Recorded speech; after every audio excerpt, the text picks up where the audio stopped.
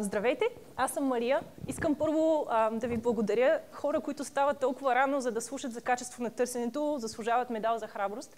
Така че искам да започнем с един аплодисмент за самите вас. Благодаря ви, че си тук.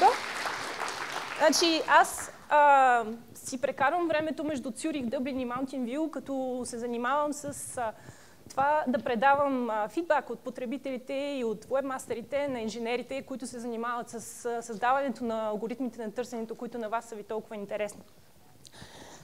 И днеска искам да ви разкажа за някои интересни неща, които ние виждаме като бъдещето. Знам, че те са точно зад ъгъла, но е много трудно да се вижда какво има точно зад ъглите, така че аз съм тук да ви разкажа.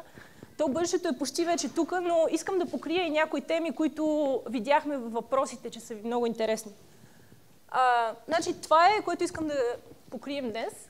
Надявам се, че ще успеем за 40 минути. Дори да няма време за въпроси по време на самата презентация, ние сме тук през целия ден, така че заповядайте, питайте каквото ви е интересно.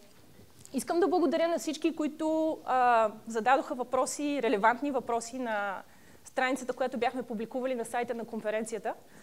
За тези, които зададоха не толкова релевантни въпроси, би ги посъветвала да отидат на YouTube. Там ще намерят доста съмишленици, които оставят нерелевантни коментари. Значи, въпросите, които бяха в страницата Moderator, бяха общо взето свързани с алгоритми, линкове, панди, пингвини и така нататък. И тях искам да ги покрия най-напред. Но по-голямата част от презентацията бих искала да ви обърна внимание на нещата, които наистина са важни и които се случват в момента и които утре и в други ден ще ви бъдат ключови за вас и за успеха на вашия сайт и на вашата фирма. Значи, преди да започнем, искам да се запозная и аз малко с вас, след като ви разказах за себе си. Искам да разбера колко хора в залата са собственици на бизнес и не се занимават с собствения си сайт, а някой друг се грижи за него. 3 човека. Okay. Колко хора са професионални вебмастери и се занимават с поддръжка и разработване на сайтове? Чудесно. А колко от тези хора използват Webmaster Tools? Чудесно. И последен въпрос. Значи, колко хора се занимават едновременно, примерно с 5 сайта? Окей. 20? 100? Всички с уникално съдържание? Окей. Добре, значи се запознахме горе-долу. Давайте да започваме. Първото нещо, което искам да се спрем е обновление на алгоритмите с действия по сравнение с действията предприети ръчно. Виждам, че има доста объркване. Каква е разликата между тях и за какво се използва едното, за какво другото. Значи, в идеалния случай, ако вашия сайт е чудесен, хората му се радват и обичат да ходят на него, нашите алгоритми са създадени именно с тази цел. Да показват на хората интересни и релевантни сайтове. Така че ние ще работим заедно с вас и ще имаме една и съща цел. И в идеалния случай, на вас въобще не ви трябва да знаете какви са тези алгоритми и с какво те се занимават. В реалния случай има алгоритми, които инженерите пишат, за да се справят с конкретен проблем. Те са или постоянно вървят и сканират различни сайтове и страници в нашия индекс, или се пускат в определени интервали и след това вие наблюдавате, например, леко раздвижване в резултатите. Значи, важното нещо да се запомни за тези алгоритми, като от рода на панда и пингвини и така нататък, е, че те хващат някакви елементи от вашия сайт, реагират на тях и докато те продължават да реагират на тези елементи, т.е. докато тези елементи се намират в сайта ви, вие ще продължавате да бъдете този алгоритъм ще продължава да се занимава с вашия сайт. Тоест, не може просто да напишете на форума или да подадете молба за преразглеждане и ние да кажем, окей, добре. Значи, докато алгоритма хваща някакви сигнали на вашия сайт, той ще продължава да му казва някакво влияние в резултатите. И това е във връзка с молбата за преразглеждане. От друга страна, мерките, които предприемаме ръчно спрямо сайтовете, много добре се съчетават с алгоритмите, защото алгоритмите работят мащабно, но малко по-бавно се създават, понеже ние много щателно ги тестваме, да видим дали точно това, което трябва да се случи, се случва. Но понякога трябва да се действа много бързо и в такива случаи ние предприемаме мерки ръчно. Когато предприемем мерки ръчно спрямо определен сайт, който нарушава препоръките за качество, ние се стараем да бъдем максимално най-открити и предаваме съобщение. Затова ви питах в началото дали използвате инструментите за Webmaster Tools, защото ако не си потвърдите правата на сайта в инструментите, няма да получите съобщенията от нас, защото ние не знаем кой е собственика на сайта. Значи това е разликата между алгоритмите и мерките предприети ръчно. Ако имате повече въпроси, сега ще се спра върху конкретни алгоритми, ако имате повече въпроси, елате и говорите с Адриан и с мене после.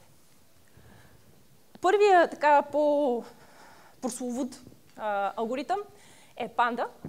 Той е кръстен на името на инженера, всъщност Panda, а не на животното, но понеже те си съвпадат, така се получи. Значи това е алгоритъм не за WebSpam, а алгоритъм за качество на търсенето. Неговата цел е да показва по-високо качествени сайтове в резултатите. До сега той беше от този тип, който на определен период от време се пуска и тогава хората наблюдават изменения в резултатите, но като започваме тази година, той ще бъде по-регулярен и ще върви по-плавно и няма да се наблюдава толкова много рязки промени, понеже той ще върви всъщност постоянно и ще прави по-малки промени по-често. Значи, много хора се чудят и какво да правят, когато си мислят, че на сайта има Panda. Първото, което искам много силно да подчертая е, че ние виждаме много случаи хора, които говорят с нас всеки ден и мога да кажа, че повече от половината от случаите те въобще нямат никаква връзка с това, което... Истинската причина няма никаква връзка с панда, пингвини и така нататък. Затова бих ви посъветвала, ако клиент ваш или ваш сайт, който вие сами си разработвате, дойде при вас, защото е прочел в някой блог или в някой форум, че е имало нещо такова панда и вчера сайта му от позиция 2 минал на позиция 5, иначе неговия сайт трябва да има панда. Първо проверете техническите проблеми. Значи, много често хора, които примерно идват и казват, целият ми трафик падна, вие трябва да сте ми сложили панда или пингвин, се оказва, че всъщност, например, имат firewall, който блокира точно Googlebot и ние не можем въобще да имаме достъп до сайта. Или пък някакви други с технически проблеми на сайта. Например, сложили са си нов интересен календар на сайта, който създава безкрайно количество URLs за всяка следваща дата. Ние започваме да сканираме тези URL вместо другите страници на сайта и фактически се получава така, че ресурсите за самия сайт са изхабени на някакви безсмислени URL от този календар.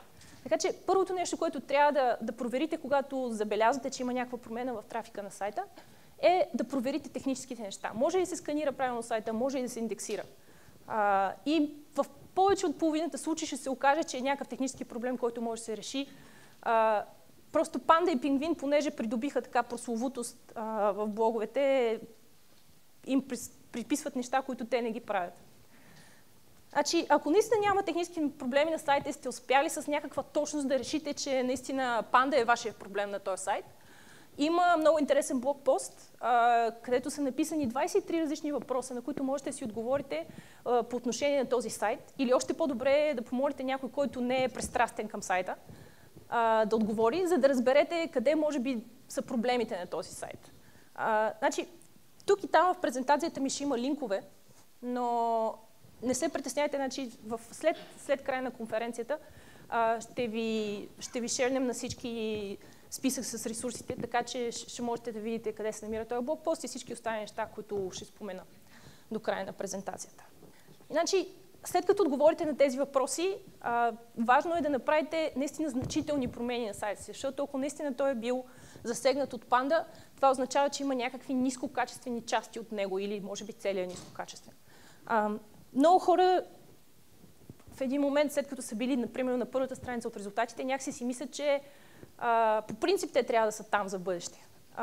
Има много малко място на първата страница и обикновено, когато се чуете защо сайтът е там или не е там, е хубаво да си зададете въпроса, наистина, този сайт ли е най-добрият отговор на въпроса, който задава потребителя?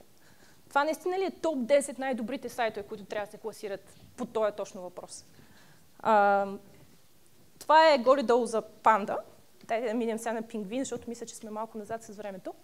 Значи, пингвин, за разлика от панда, който е алгоритъм за качество на търсенето, е WebSpam алгоритъм. Тоест, той си поставя за цел да намери и да предприеми мерки спрямо сайтове, които точно нарушават нашите рекомендации за качество.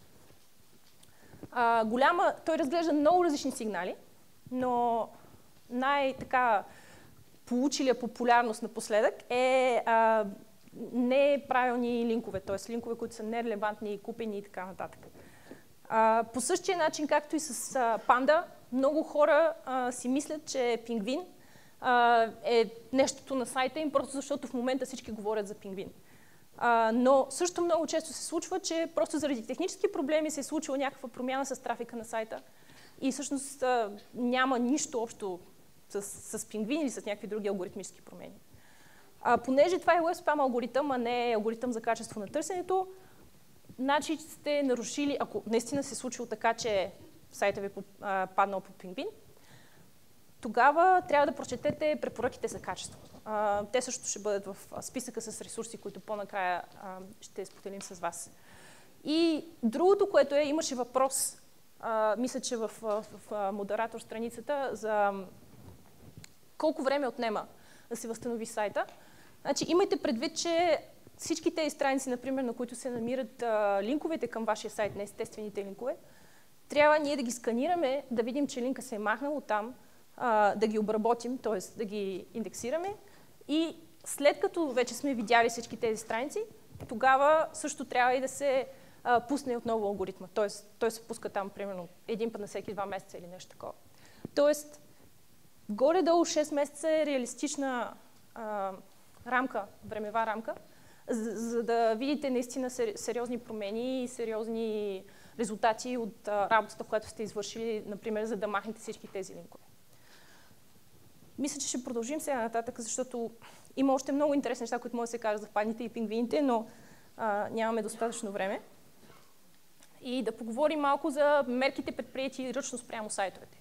Значи, както казах, имаме web spam екип, който проверява сайтове и когато има нужда, предприема мерки. Значи, ако сайтът е абсолютен, въобще не нужен и нарушава всичките наши рекомендации за качество, може въобще да го махнем от индекса или може да го понижим на някакво количество позиции и така нататък.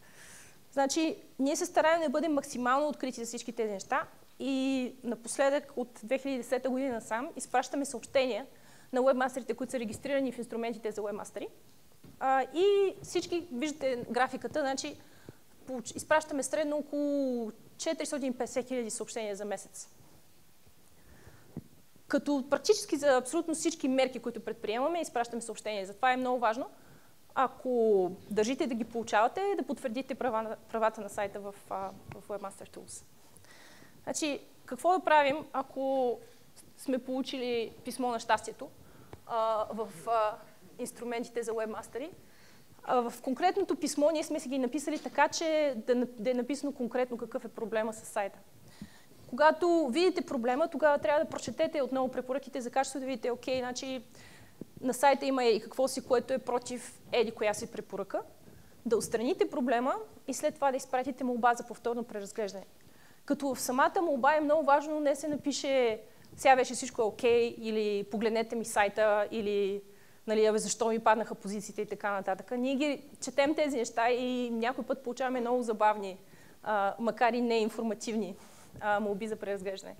Много е важно да се напише какъв точно е бил проблема, какви точно мерки сте предприели, за да го решите и сега каква е промяната. Така че когато някой, който го преразглежда, това го прочете, да види наистина, о да, хората са се постарали и наистина проблема е изчезнал. Това са няколкото пункта на успешната молба за преразглеждане. Последното нещо, което исках да покрия, е така наречения нов инструмент в Webmaster Tool, Disavow Links. Опитвах се да го превеждам отказване от линкове, така горе-долу, но мисля, че всички са чували за какво става въпрос, нали? Виждам тук глави, кимат наляво-надясно. Окей. Ако не сте чували, това всъщност е добре. Защото за повечето сайтове няма нужда да използват този инструмент. Той е за много частни случаи и ние го пуснахме, за да може да дадем на webмастерите повече контрол върху линковете, които сочат към сайта им. Защото знаем, че всеки може да сложи линк към вашия сайт и вие не можете да контролирате какви са тези линкове. Но в большинството от случаите, бих казала 95% от случаите, няма нужда да се използва този инструмент, освен ако не сте получили съобщение, че има неестествени линкови към сайта. Този инструмент съвсем накратко какво той прави. Включим.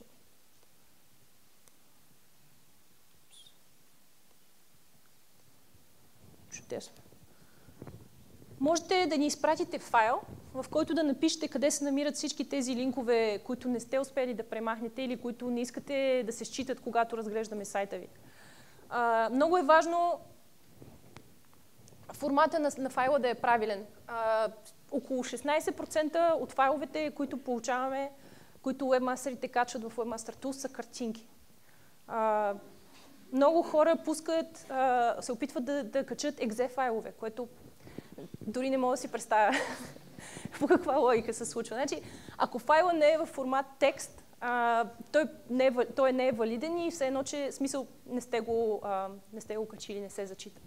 Другото, което е, че много хора в самия файл не отбелязват правилно текста с коментари, пишат някакви есета, няма никакви линкове там, които всъщност те искат да се откажат. Това е правилният формат. Значи, където искате да направите някакво описание, правите като коментар. Ако искате определен, точно конкретен URL да откажете, трябва да не забравяйте да сложите HTTP отпред. Ако искате да се откажете от линковете на целия домейн, тогава трябва да използвате домейн 2 точки. Ако напишете файла в този формат и го качите, и след това можете примерно да подадете молба за преразглеждане, не забравяйте да споменете в молбата за преразглеждане, че сте качили този файл. Това е общо взето за алгоритмите и за мерките предприемани ръчно спрямо сайтовете. Знам, че е много накратко, но се надявам, че покрих поне някои от основните въпроси, които бяха зададени на страницата преди конференцията. Ако имате още допълнителни въпроси, елате и ни питайте с Адриан след презентацията. Сега ще мина към нещо, което е така наречения evergreen, т.е. много хора някакси се фокусират върху панди, пингвини, т.е. класиране и така нататък, без да си помислят, че самия сайт ние не можем да го сканираме и да го индексираме. Това е все едно като да си отвориш магазин, обаче вратата да отваряш примерно само 5 минути всеки час. И ако ние не можем да разберем какво е съдържанието на сайта ви, какви са страниците, каква му е структурата и така нататък, ние не можем въобще да го класираме. Това са неща, които не са нови, но удивително много уебмастери ги пропускат. И това са всъщност проблемите, които са най-голямата част, която ние виждаме. Тоест, проблеми с панди, пингвини и така нататък мерки предприяти ръчно спрямо сайтовете са минимални по сравнение с техническите проблеми на сайтовете, които ние виждаме. Значи, ако имате сайт или ако работите над сайт за някой друг, е много важно да се уверите, че сайта е достъпен за нас, че ние можем да сканираме всичките страници. Това означава, че сървъра ви трябва да е в добро състояние, че сте направили sitemap и сте го качили в Webmaster Tools, така че ние да знаем каква според вас е структурата на сайта ви и кои са ви важните страници. И също за самите потребители, които ще ходят на сайта, е важно навигацията на сайта да е удобна. Примерно, линковете да не са в JavaScript и да няма, примерно, 15 нива на иерархия от главната страница до, примерно, страницата на конкретен продукт. Много интересен инструмент в инструментите за Webmaster е така наречения статус на индексирането. Там можете да погледнете колко страници сме въобще открили на вашия сайт, колко сме взели в индекса, колко от тях не сме взели в индекса и така нататък. И е много хубаво да се следят общия тренд, какво се случва с сайта ви. Също така можете да създадете отделни файлове sitemaps за отделни части на сайта ви и да следите, понеже ние ви показваме в инструментите за Webmaster, колко време, т.е. колко URL сме индексирали от конкретния sitemap. Т.е. ако имате, например, раздел блог или раздел продукти и така нататък на сайта, можете да създадете отделен sitemap за всяка от тези части и това ви позволява да следите именно кои страници сме индексирали точно от този раздел на вашия сайт. И тук също са много полезни всякакви въртовчеди, лели и така нататък. Ако им покажете новия сайт и ги попитате, опитай се сега да купиш от тук един хладилник, просто после ги погледнете какво правят и дали се справят с тази задача. Общо взето, ако леля ви може да използва вашия сайт, средният потребител също ще може да го използва. Въпреки че с напредъка на времето и лелите стават доста технически. Така, минаваме от сканирането, т.е. вече сме намерили всички страници на вашия сайт, към индексация, т.е. да разберем какво всъщност има съдържанието. Тук също виждаме много проблеми. Страници, които са направени изцяло на Flash или изцяло само от JavaScript, или някакъв Ajax, който се зарежда с JavaScript. Също ресторанти, които решават, че най-добрият начин да ни покажат менюто си е да го снимат и да качат картинката. Всякакви текст в картинки, например карта, как да се стигне до определен офис или нещо такова, е всъщност картинка с нещо заградено с нея, там с химикал. Всякакви такива неща, които роботите не могат да видят, означава, че тази информация няма да се намира в индекса и съответно, когато потребителите търсят, ние няма да можем да я показваме. Затова е винаги хубаво да проверявате дали сайта ви е достатъчно достъпен за индексация, също така.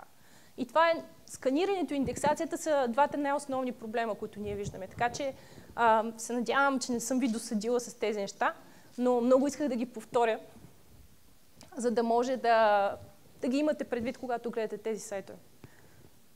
И последното нещо, което исках да ви кажа е, че е много важно да следите за съобщенията, които изпращаме в инструментите за Webmaster. И тук даже показах пример на такова съобщение, когато виждаме, че някой сайт може би е хакнат от трети лица, изпращаме съобщение с много конкретна информация. Например, този сайт е бил хакнат така, че всъщност потребителите се пренасочват към друг сайт. И даже показваме пример от скрипта, който е използван за това, а също и на коя страница сме го видяли.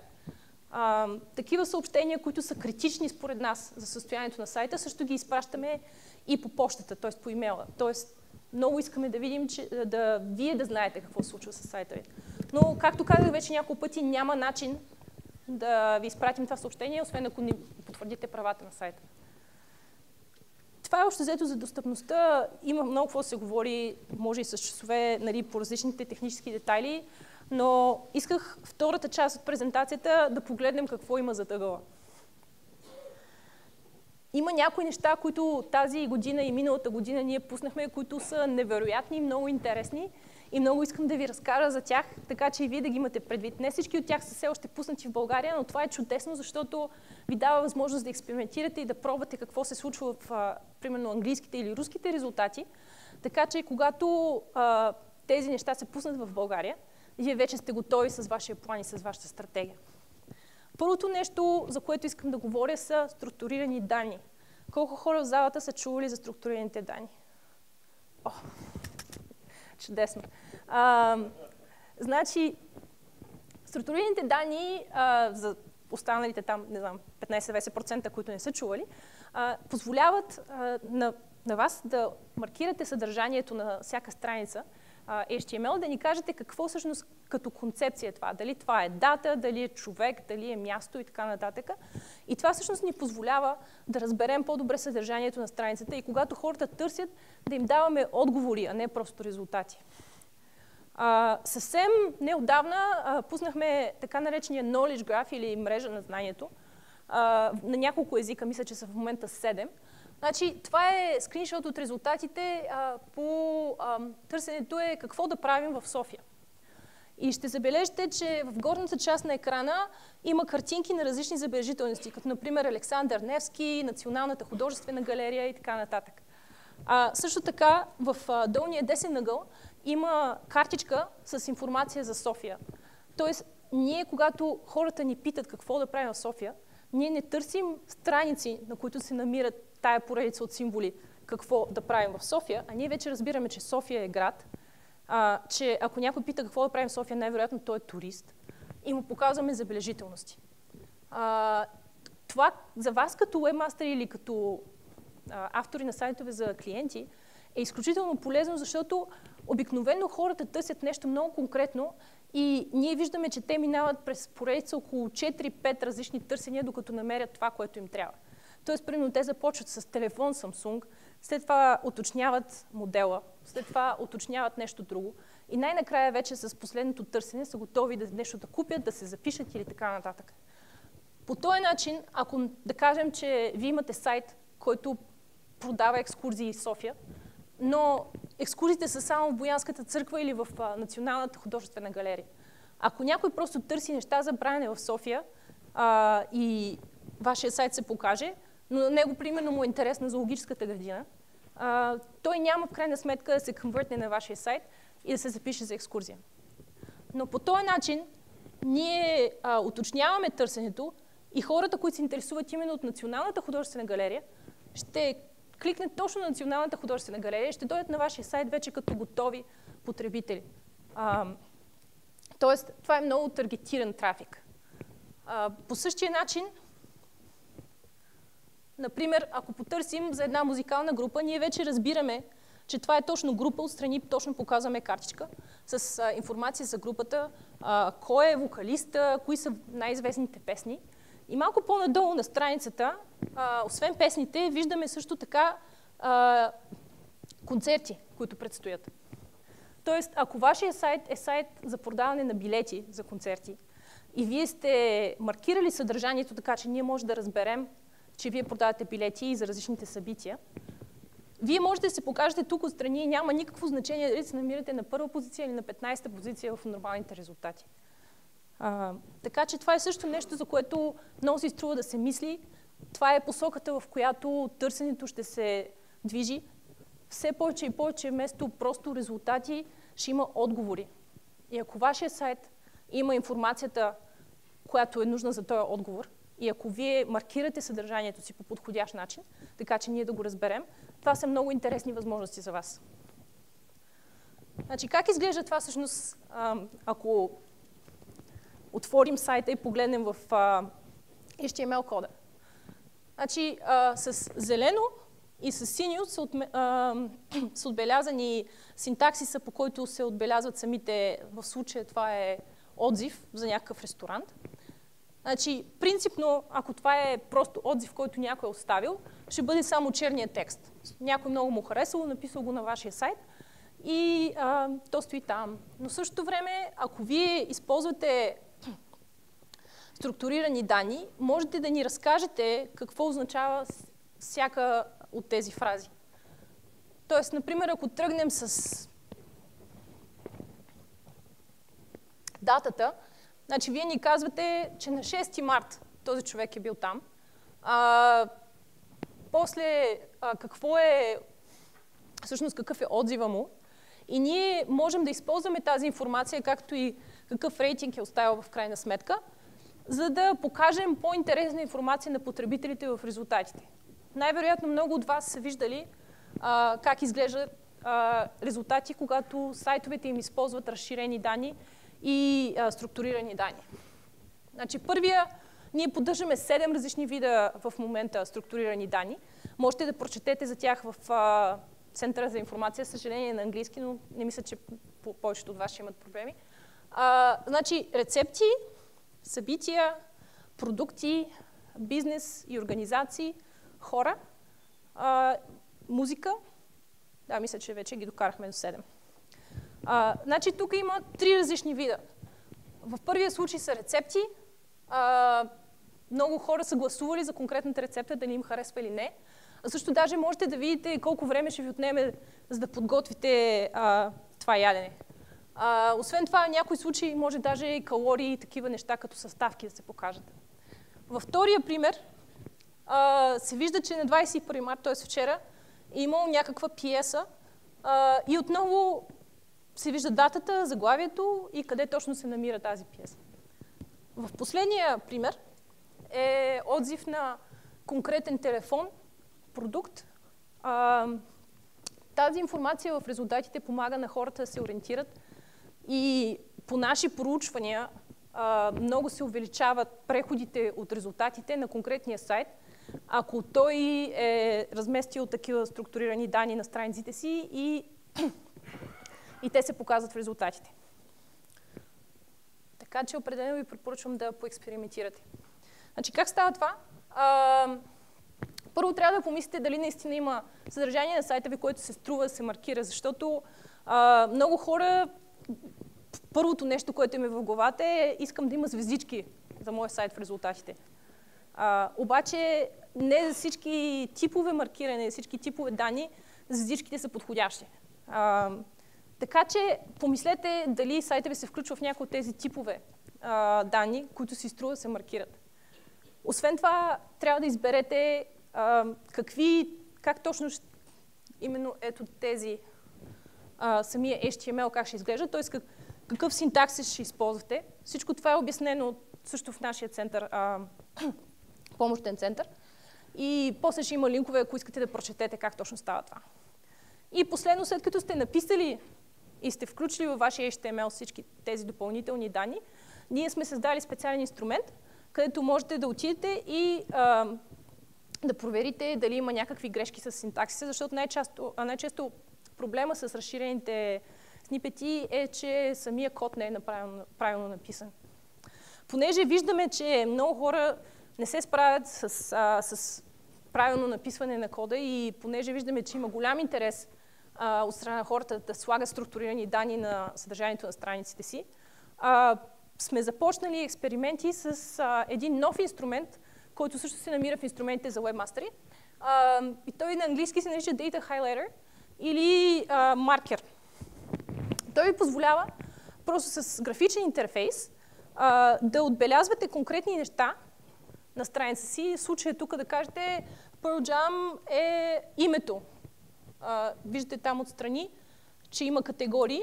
И в момента, в който вие отбележите, че това е име, ще се появи в табличката отдясно. По същия начин можете да маркирате просто с мишката всички останали елементи на страницата ви и след това да кажете и тези 50 страници по същия начин са страници за конкретни музикални групи на сайта ми. И алгоритъма, който стои зад този инструмент, сам ще се научи и сам ще отбележи всички останали елементи на тези страници, стига те да са със същия формат. Тоест, на вас не ви трябва да вкарвате никакъв HTML код на сайта ви, просто трябва да отбележите няколко страници, за да ни помогнете да се научим каква им е структурата. И след това ние ще приложим абсолютно същата структура към всички останали страници на вашия сайт, които са форматирани по същия начин. В крайна сметка, ето тук така може да се избере ето тези останали 460 000 страници на различни музикални групи. По същия начин са форматирани и следващия път, когато има търсене, което е свързано с този музикант и вашия сайт или страница от вашия сайт се окаже релевантна, тогава може да се покаже всъщност разширен снипет и структурирани данни в резултатите, без от ваша страна се изисква да промените HTML на вашия сайт.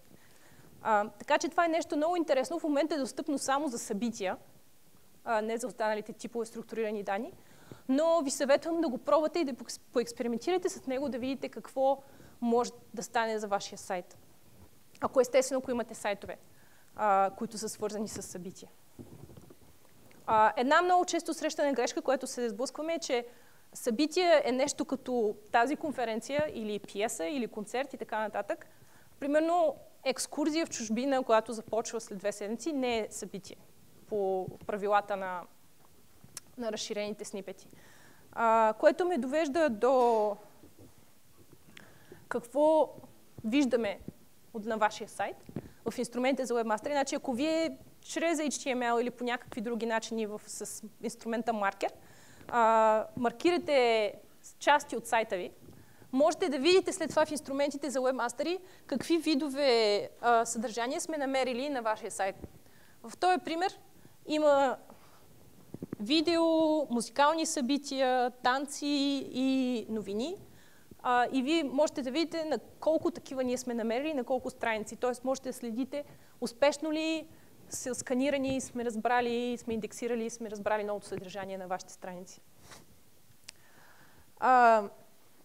Има много интересни и така доста сложни правила за това как трябва правилно да се имплементират структурираните данни. Затова ви съветвам преди да започнете да се запознаете с препоръките за внедряване и също така с препоръките за качество, защото в момента ние наблюдаваме проблеми с разширени снипети и най-често тези проблеми не са от това, че някой иска съзнателно да спами, а просто не разбира как се използват разширените снипети.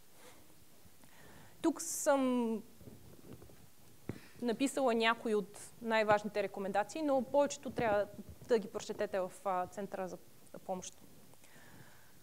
Имаше въпроси на страницата модератор за спам в разширените снипети. Какво трябва да правите, ако си мислите, че някой сайт има разширени снипети в резултатите, но не ги заслужава и че спами? Първо проверете наистина е спам, защото много често се оказва, че всъщност те правилно са го направили, но хората не са запознати с препоръките за качество за дизайн. След това има специална форма, където можете да напишете този и този сайт по този и този въпрос. Се показва с такъв резултат. Но аз мисля, че те спамят. Отново всички тези линкове ще бъдат накрая в един дълъг списък, който ще шервам с вас. И в крайна сметка, ако не сте сигурни, попитайте на форума. Има много хора, които са експерти в областта и ще могат да ви помогнат и да ви кажат това не се спам, не е спам. Защото въпросът има и две страни. Нали? От една страна, вие можете да съобщите за спам, но от друга страна някой може да съобщи за спам на вашия сайт. И тогава ние ще ви блокираме, ако не си не спам, структурираните снипети. Така че, ако имате въпроси, можете да попитате на форума. Това, което много хора често се объркват, е, че по някакъв начин ние по-бързо или повече ще им сканираме и индексираме страниците, ако те добавят разширени снипети. Това не е така. Ако вие добавите структурирани данни на вашата страница, това няма по никакъв начин да повлияе на сканирането и индексирането на останалите страници. Освен това, дали ще ги покажем или не в резултатите, много зависи от конкретния сайт и от конкретното търсене, което съответният потребител направи. Така че, вие може всичко много правилно да сте написали и сайта ви да няма никакви синтетични грешки в HTML, но това не означава, че по абсолютно всяко търсене, в което се показва вашия сайт в резултатите, ще има разширени снипети. Последното, което вече споменах, е, че ние поддържаме в момента 7 вида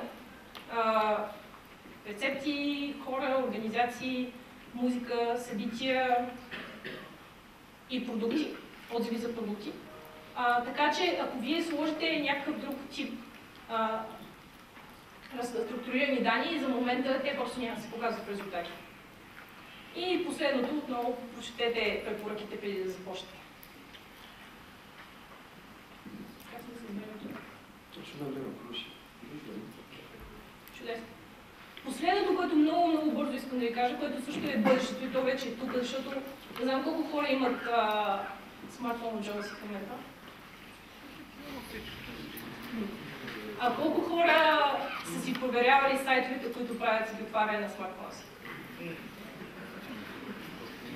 Чудесно! Защото много често се получава така, че хората търсят, но когато става въпрос за собствените им сайтове, никога не се отваря на смартфон да погледнат как ще те изглеждат или на таблет. В много голяма част от страните по света, особено в големи страни, като Индия, Китай, тенденцията е, че търсенията от мобилни устройства вече надминават търсенията от нормални десктоп компютъри и лаптопи. В България, по наши данни, все още не сме чак на това ниво, но много бързо се увеличава процента на търсенията от мобилни телефони. Така че много скоро большинството от вашите потребители ще ви отварят всичките сайтове от телефона или от таблета си или от някакви други устройства. Затова е много важно да сте готови за това. Пуснем тези неща, ще има време. Основни моменти, които искам да подчертая, че мобилен е много широко понятие и в момента, понеже пазара е в преход, има хиляди най-различни устройства, на които всеки един потребител може да се опита да ви отвори сайт. Особено в определени райони на света, даже и вчера, като пристигах на летището, видях, че има все още хора, такива с първия тип телефони, на които сайтове много сложно се отварят. Но това, което трябва да направите най-напред, е да видите каква е аудиторията за този конкретен сайт. Дали използват смартфони, таблети и така нататък, или пристигат с традиционни телефони или как да ги нарека, аз не знам. Това много лесно може да се разбере по User Agent. ако погледнете в Analytics. И най-лесният и най-добрият начин, специално за смартфоните и за по-хай-енд устройствата, е така наречения адаптивен дизайн. Това означава, че използвате CSS и JavaScript, така че сайта ви да отговаря и гъвкаво да се променя в зависимост от това на какво устройство е отворен. Тоест няма нужда да създавате отделна страница за мобилни устройства и отделна страница за десктоп, а просто сайта се изменя в зависимост от това на какво устройство се отваря и така е много по-удобно. Това е най-препоръчваният начин от наша страна да се правят сайтове за мобилни устройства. Това е пример на един от нашите сайтове, който, виждате, аз просто правих малко по-малък и по-малък прозореца на браузъра и самия сайт се изменя, така че се вижда добре на всички екрани. Друг един много интересен сайт, който също е направен от Google, позволява да се направи една много така базова проверка на това доколко е готов вашия сайт. Просто слагате URL на сайта, аз тук вчера пробвах дневник и се вижда как изглежда той на смартфон и по също така се показват някои много важни критерии, като например скорост, колко бързо се зарежда сайта, защото на мобилни телефони хората имат много по-малко търпение, отколкото на десктоп компютър. Дали картинките се виждат, дали текстът е достатъчно голям да се чете, без да се разширява екрана. Дали линковете са достатъчно големи, за да може с пръст да се натиснат. Дали навигацията е ясна и дали лесно може да се търси по сайта. Така че това е една много добра проверка, която може да се започне с нея в началото. Полезно е също, например, ако някой нов клиент дойде да му проверите сайта и веднага ви излизат резултати. Естествено, това не са дълбоки някакви технически дискусии, нямаме време сега да обясняваме как се, примерно, малпат URL от десктоп до мобилни версии, но исках да ви сложа някои идеи в главата, така че да можете да постоянно да мислите за тях, когато правите нови сайти. Последното нещо, което исках да спомена в отношение на мобилните телефони, е, че ние имаме много така подробен списък с рекомендации за това как точно да се направи сайт, за да е удобен той и за мобилни телефони, като под мобилни телефони тук имам пред смартфони. Са написани от моя колега в London PFR и много ви препоръчвам да прочетете да погледнете. Също линк към тях ще има в списъка на края на презентация. Така, в края на краищата, като обобщение, по първата част, ако се съсредоточите върху потребителите, а не върху алгоритмите, нито панди, нито пингвини, нито зебри, нито пеликани и така нататък бъдещи алгоритми ще повлияят на вашия сайт, защото хората ще го харесват. Винаги си мислете достъпен ли е сайта ви или не. Проверявайте, следете в инструмента за Webmaster и други инструменти, които използвате. И що се отнася към бъдещите технологии, опитайте да маркирате съдържанието на сайта си и също помислете вече за мобилната стратегия, защото много скоро това ще бъде единствената стратегия. Надявам се, че не преспах никого. Благодаря ви за вниманието.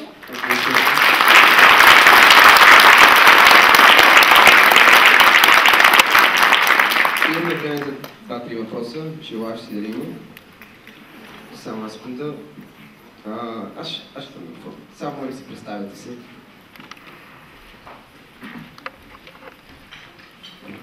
Здравей, Евгений се казвам аз.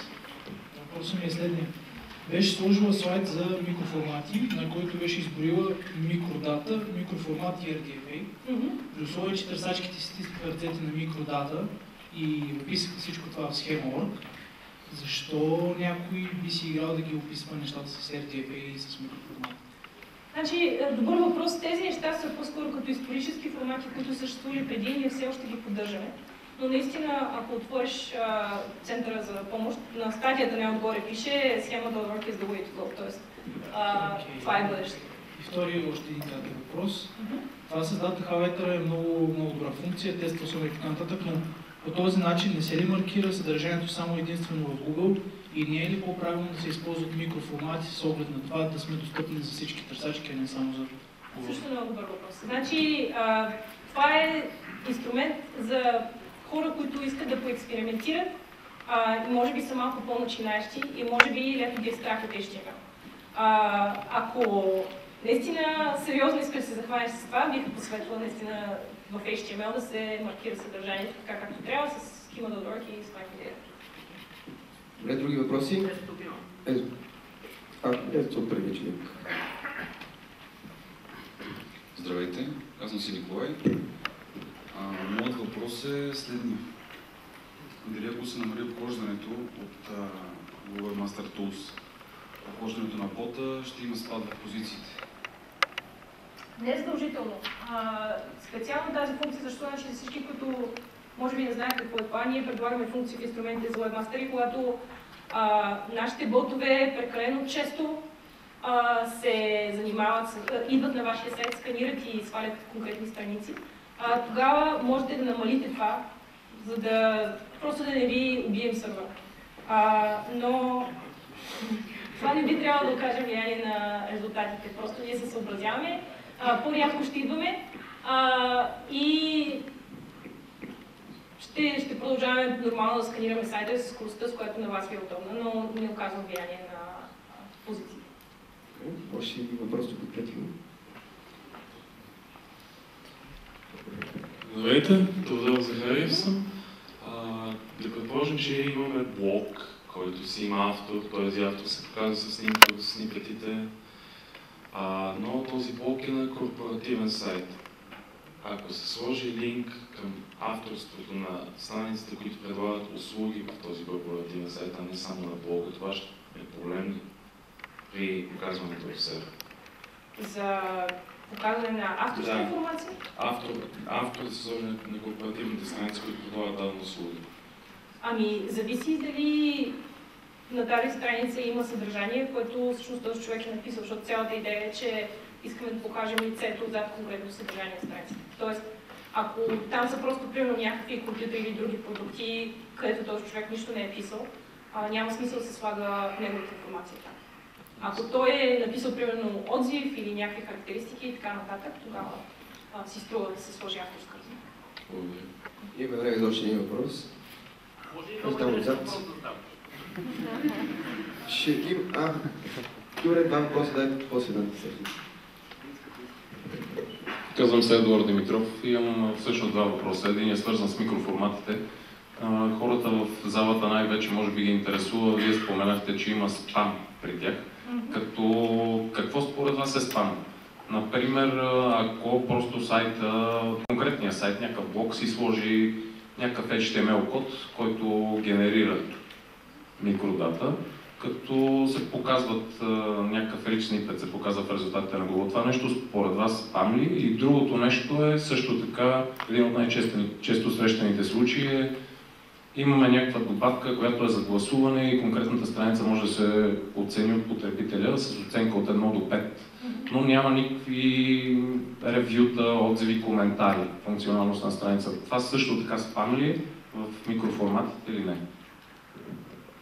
Това е точно типа случаи, които аз говорих по време на презентацията. Значи, това са неща, които не е съзнателно опит да се спамва и да се слагат, примерно, ревюта там, в смисъл структурени данни там, където те не принадлежат, недоразбиране на главната цел на структурираните данни. Тоест, ако вие имате някакво съдържание на страницата и това е отзив за конкретен продукт, хората трябва да слагат рейтинги на продукта, а не на отзива.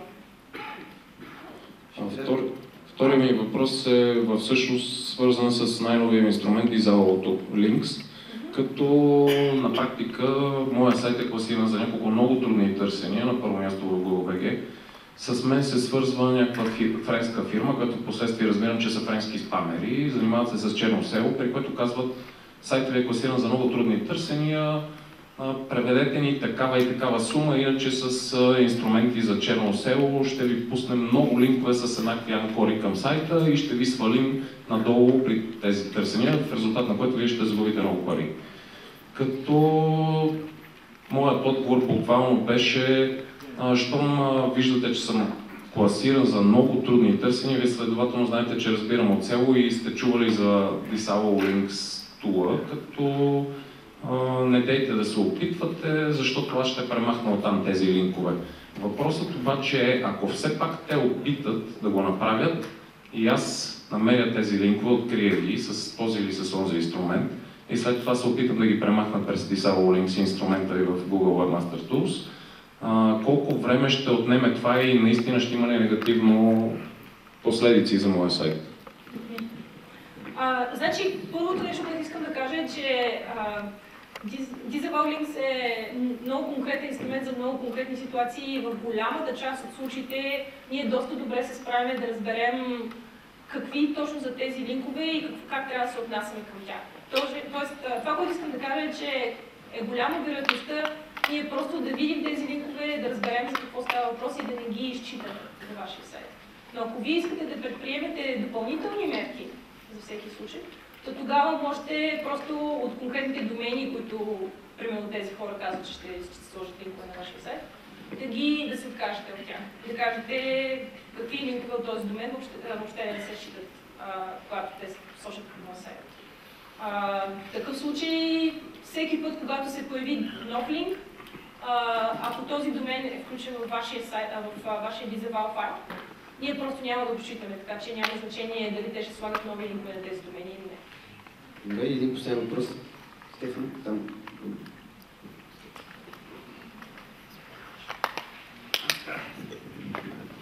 Добър ден, Стефан Чорбанов съм Стеник. Тъй като последната година повечето SEO специалисти чуват, че говорят за брандове и колкото е по-силен бранда, толкова по-напред са резултатите. Моят въпрос е, аз си имам нов бранд, какво трябва да направи, за колко време Google ще разпознае и ще го дигне нагоре? Тоест за колко време Google ще каже това е бранд, качете му резултатите? Какъв смисъл имате точно преди бранд? Нова фирма или... Да, нова фирма. Правил съм нов сайт, нов онлайн магазин. Трябва да пиша по различни сайтове, прес-релизи и така нататък с тази марка, да имам линкове към сайта с марката. Тоест, какво трябва да направя, за да каже Google, както примерно, ако някой голям офлайн магазин, ето примерно Спорт са спонсори, те са много известни, много голяма фирма. Ако тръгнеш да напишеш примерно спортни дрехи, Google ще изкара и Спорт примерно като подобно